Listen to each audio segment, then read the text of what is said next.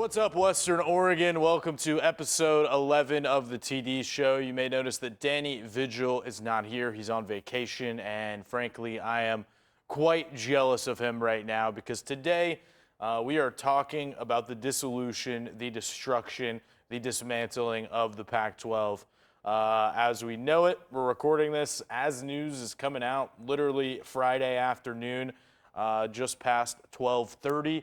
And yeah, everything has gone down today. We've had reports from multiple outlets saying that Washington and Oregon are on their way to the Big Ten, looking more and more likely that Arizona, maybe ASU, maybe Utah are on their way to the Big 12, which leaves the Pac-12 with four teams, it would appear: Cal, Stanford, Oregon State, and Washington State. Now, of course, this is a terrible, sad day for college sports in mine and many opinions. I think why we love this sport is the wackiness, the character of it, the tailgates, the fact that it feels not as corporate, as stuffy as an NFL game. I grew up going to Georgia games, so I'm familiar with big-time SEC football and that just magical environment. But also sometimes, you know, we on Sundays, the very next day, go to the Georgia Dome. And as a kid, just wasn't enthralled by it. Less of the songs, not a band, not the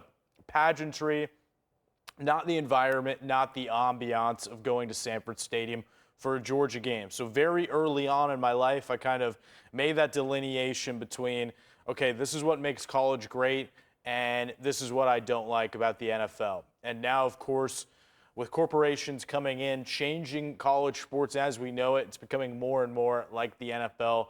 I fear, and now we've gotten to this. Now, before I get into a lot of the negatives, you know, it's not all negative, obviously. There are some silver linings. I think Oregon, we saw the atmosphere when they went to Columbus and played Ohio State at the Horseshoe. That was pretty cool. We're going to have a lot of matchups like that. We're going to have, you know, cool games at the Rose Bowl between UCLA and, you know, a Michigan State, a Penn State. We're going to have fun games at the Coliseum that kind of feel like Rose Bowls between them and Michigan and all those teams I just mentioned. So we're not going to completely lose the ambiance and the atmosphere of college football. I'm careful not to say that because I don't think it's true. I think there's going to be some really, really cool games and some cool atmospheres. And this sport will go on. I'm not going to be one of these guys that's like I'm out on college sports. I would never do that. This is still the sport that I love the most for all the reasons that I mentioned. This is still what I care about the most. So there are going to be some good things, but there are some very, very terrible things. We're losing the regionality of it all. We're losing, you know, brothers, maybe one going to Washington State, one going to Washington, and having that friendly rivalry.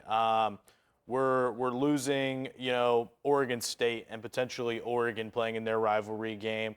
And even if it continues, we're losing a school like Oregon State, losing their standing in the college football hierarchy, which I think is disappointing. I mean, I think it stinks that we're getting to a point where money is dominating all of this. And this is really something that the English Premier League fans rose up against and rebelled against, is like, you know, this is not the sport we fell in love with if the biggest clubs in the world formed that super league, that kind of Saudi-backed super league that was being proposed. Like, it's not the same without an Everton trying to climb into it. It's not the same without just the possibility that a Leicester City in 2013 and 14, a lowly team that had been in and out of relegation and promotion, they ended up winning the league. And even though stuff like that is 1 in a million, it doesn't really happen, just the mere possibility of that happening, I think contributes to why we love sports and why we, you know, care so much. And I think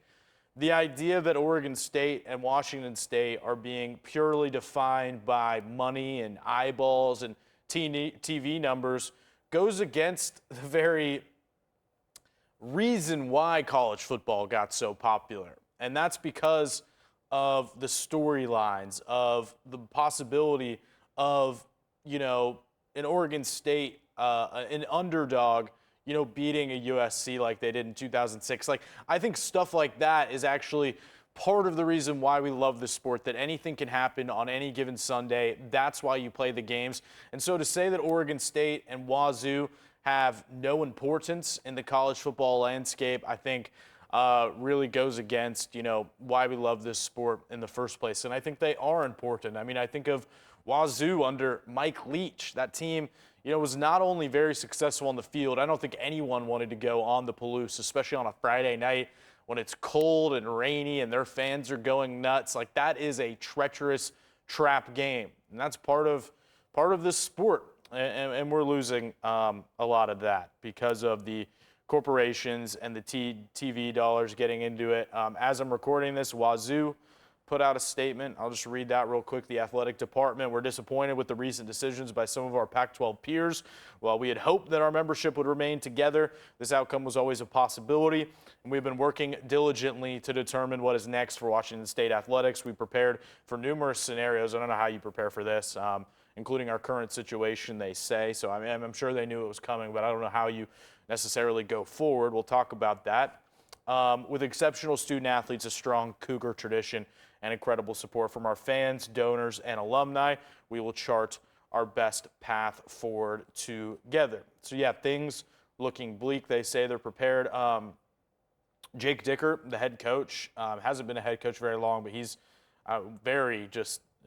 he's been an orator, I think, through this, and has really been good at offering the voice of his fans and, not giving the cookie cutter, we're focused on fall camp right now, but truly trying to contextualize what's happening and being a voice for his fan base, which I think he should be right now. Head coaches should be the voice for their fan base right now and express how they feel because of how important of figures that they are. But Jake Dickert's been saying some strong words about this, how we're losing the tradition, kind of what I said, how money, we wondered how long it would take for TV money, I'm quoting him directly now, to destroy college football. Maybe we are here. Yes, indeed. We are. I also want to mention something that I hadn't thought about, but, Knight Jarecki, he is at Oregon. He's the assistant sports director for KWVA. I believe he's going to be the voice of softball this year. He said, with the pluses and minuses of realignment, I think student media, he said this on Twitter, he said, I think student media has been forgotten. This year, KWVA traveled to every Oregon softball game and made trips to Pac-12 schools for volleyball and football.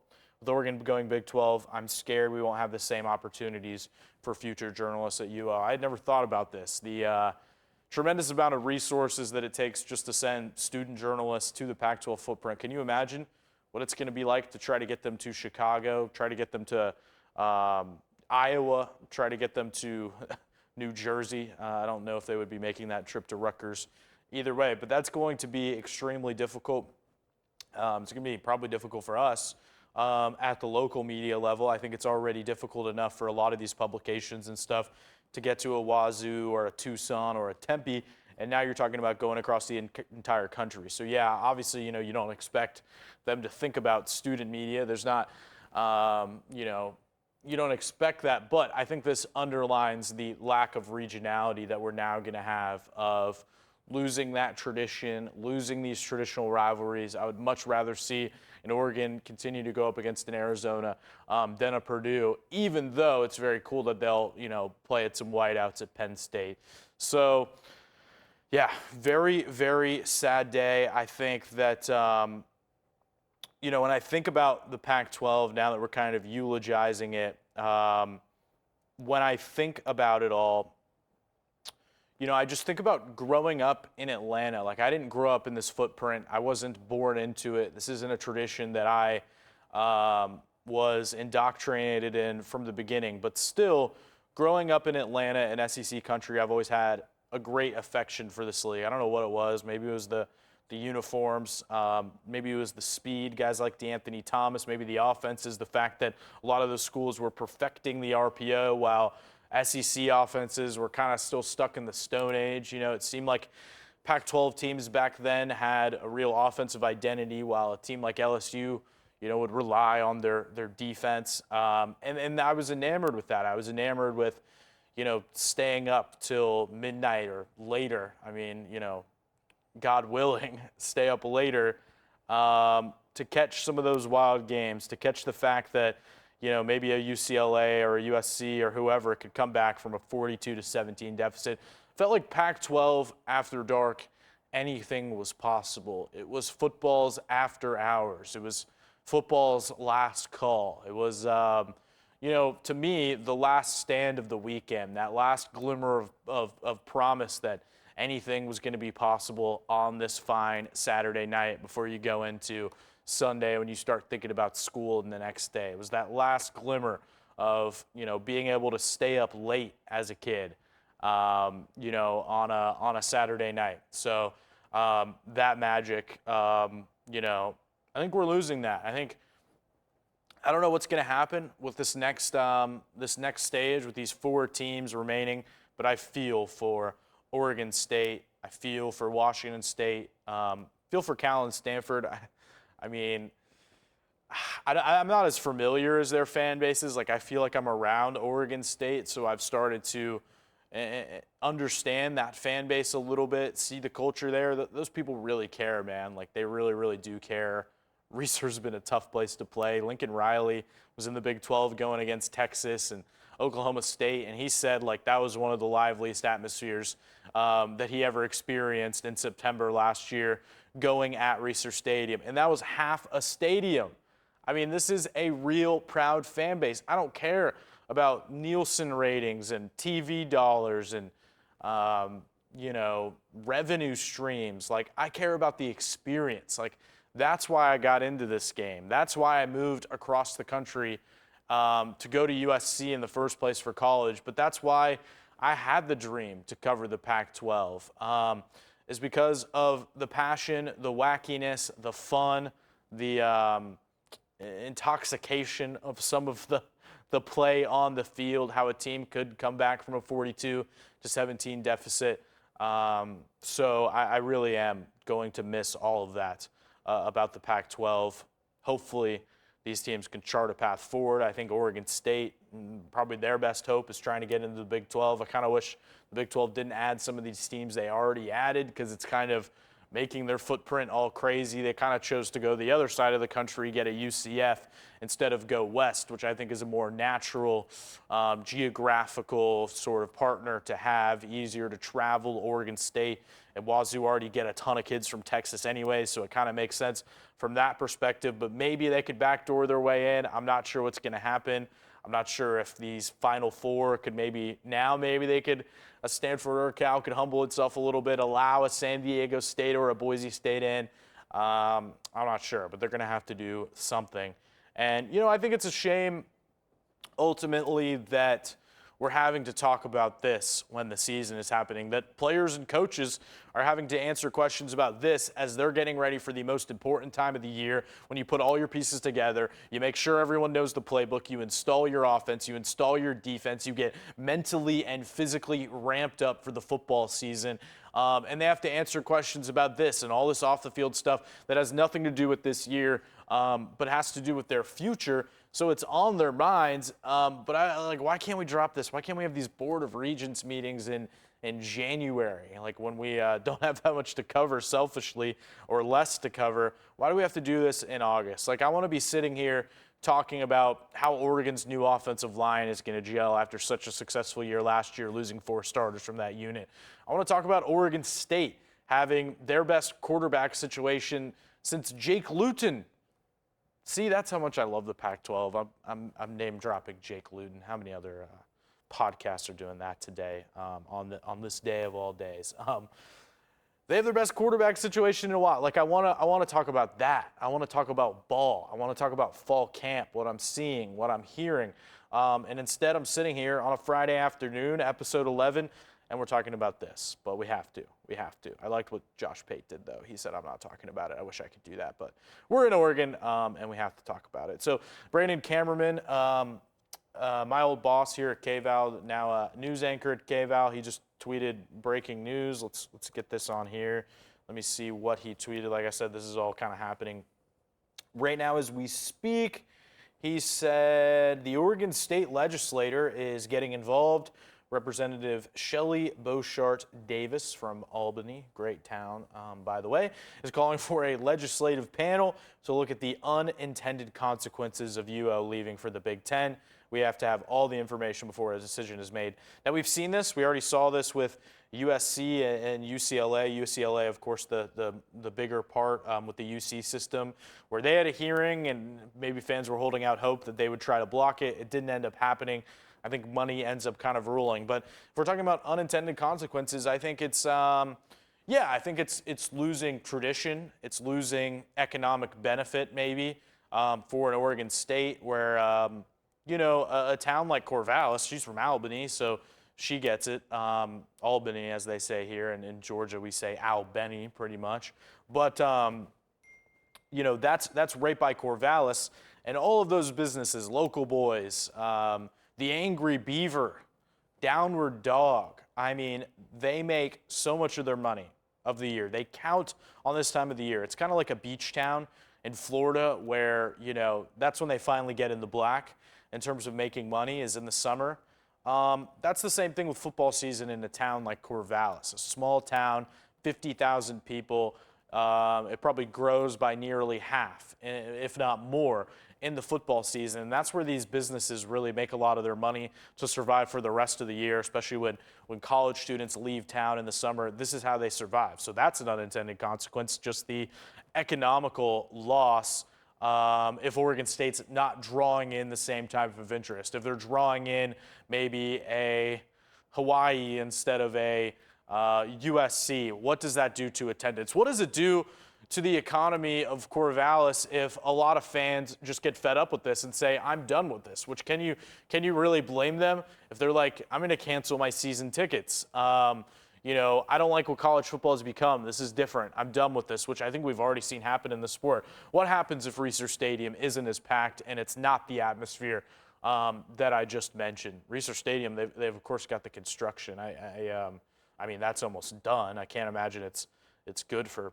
paying all that off or whatever, I think they're pretty lucky that they got that done when they did, because I don't know what's going to happen. I don't know what's going to happen if Oregon State's not reeling in the type of money that they're used to. What does that do to the staff? What does that do, to the arena staff, the sports information department, the facilities? What does that do to their paychecks? You wonder about that. What does that do to their smaller, non-revenue sports? What does that do to wrestling? What does that do to women's basketball? Scott Rulick's program has been very strong over the years. What does that do to them if they're playing in the Mountain West? What does that do for their recruiting, being able to reel in a Reagan Beers or a Talia von Oelhoffen? Got to understand, Oregon State's elite in a lot of sports. Baseball is, I would say they've been like kind of the Clemson of college baseball over the last decade plus. They won back-to-back national titles. Literally the reason that Oregon added baseball back, they won back-to-back national titles in 2007 and 06 and 07, and then they won another one in 2018. So they are an elite powerhouse. What does this do to them? Are they going to maintain that level, no longer being in a power conference going against UCLA, Stanford, Arizona, all of those heavyweights in the baseball world? Those are unintended consequences. The travel, like Knight mentioned, our friend from Oregon student media, what does that do for the smaller sports trying to get across the country to play a volleyball game? What does that do for their classes? These are student athletes. A lot of these athletes know they're not going to make money in their sport. They might go into coaching. They might go into another avenue altogether. They might go sell insurance. They have classes to attend. They have lives to manage. What is that going to do trying to go play a midweek game at Rutgers or a Purdue in West Lafayette, Indiana? Traveling from Eugene, if you live here, it's not always easy. You usually have to get on one or two flights. I fly from Eugene. Well, I go to the East Coast all the time to visit my family. I try to get out there a couple times a year. I'm about to get back out there in a week or so. it's difficult. You know, you got to usually take a flight from like Eugene to Salt Lake City, get to Atlanta, and that's if you're lucky. You know, I've had to travel to games taking multiple stops and layovers. So it's quite difficult to get from here to other places. All of those logistics will have to be figured out. You figure football is probably taken care of. They might get a charter flight. That's not the case. We saw a report recently about how the beach volleyball program is going here. Read up on that. I don't even have time to get into that. But yeah, I can't imagine this is going to be good for the lower revenue sports. So if Shelley Beauchart-Davis from Albany, the senator or representative, that's not my area, state legislator, I'll say that. It's not my area of expertise, as you probably know from 2 seconds of talking to me or hearing me. Those are unintended consequences of what we are dealing with here. So can we talk about any positives today? Can we hear from maybe Jonathan Smith? I have not seen this yet, but this is what he said about Pac-12 realignment earlier today at this practice. I have not heard this. I have not seen this, but let's go ahead and roll that real quick. What we have in front of us is certain, and these guys have built this program and worked so hard to allow this to be a huge distraction. We're not gonna do it. Awesome practice today and practice 2, guaranteed practice 3 tomorrow, guaranteed an awesome home schedule, big time opponents on the road this season, 2023. And so that's where we're locked in on. Obviously, plenty of questions. And to be totally honest, at this moment, walking off the practice field, I'm not going to have many answers for you. We'll be in the near future, be able to talk more on this.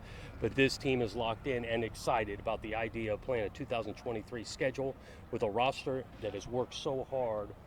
Couldn't be more excited. So yeah, I mean that's a fair answer from him. They have to focus on the season. These are football coaches. They get tunnel vision, at least the successful ones. They're only focused on the next practice and the next step. So I thought that was a great answer there, reinforcing what they've built because they've done it while being slept on already. They've been slept on before, and they've built a 10-win program, and it is going to be a great season, I think, for the Pac-12 and for Research Stadium this year. It's beyond, of course, where we have the concerns, but you don't expect Jonathan Smith, with everything on his table, to be too focused on that. He can't. I mean, he's gotten to this point by being laser focused on the finer details, and the best teams kind of have their players in a little bit of a bubble, away from all of that, away from all the distractions. So no surprises there. And it is going to be a great season in the Pac-12. We talked about that here. I think it's like I said this last year, but we're going to have to use football to distract ourselves from everything going on with the larger college football landscape, because this is going to be a great season in the Pac-12. We are going to have USC, UCLA's last year. UCLA is going to come to Research Stadium. USC is going to be at Austin Stadium for the first time in like forever. Their schedule is incredible. Oregon's schedule, Oregon State, they play some huge marquee games, and this conference is packed. So I've been talking about the negative. I almost feel like tearing up a little bit because my beloved Pac-12 is going away. But there are positives. Basketball, Oregon should be more competitive there, maybe. I mean, that's a tough conference. They have a lot of good teams, but I think they'll get more eyeballs on them playing, in better spots on TV, not kind of being buried on the Pac-12 network, which has always been so hard to find. And, of course, that's part of the reason why we're here.